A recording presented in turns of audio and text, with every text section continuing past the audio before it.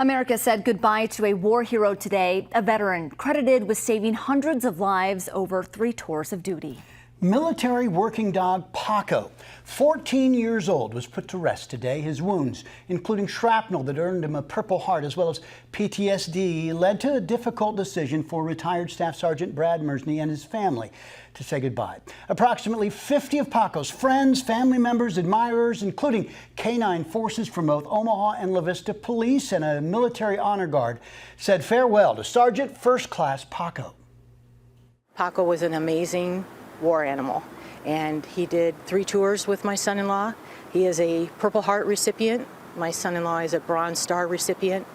Paco was also awarded the Medal of Bravery by the Animals of War and Peace in March. He went to Washington, D.C. and was given that honor also.